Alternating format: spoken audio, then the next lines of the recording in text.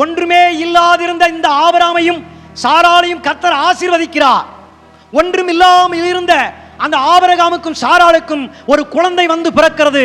அந்த குழந்தைக்கு பெயர் தான் ஈசாக்கு. ஒரு அல்லேலூயா. அந்த ஈசாக்குக்கும் குழந்தை இல்லாமல் போகிறது. ஆண்டவர் அவனையும் ஆசீர்வதிக்கிறார். உன் தகப்பனுக்கு தேவனாய் இருந்தது நான் தான், உன் தகப்பனை ஆசீர்வதித்தது போல உன்னையும் நான் ஆசீர்வதிப்பேன் என்று ஆண்டவர் அங்கே தேவனுடைய வார்த்தையாக வாக்குத்தத்த காரியங்களை எடுத்து உரைக்கின்றார். அல்லேலூயா. அவனும் தன் தகப்பன் ஆபிரகாமை போல தனக்குள்ளே விசுவாசத்தை கொண்டவனாக அவன் நம்பிக்கையோடு இருக்கும் பொழுது ஈசாக்குக்கு இரட்டை குழந்தைகளை கொடுத்து கர்த்தர் ஆசீர்வதித்தார். அல்லேலூயா.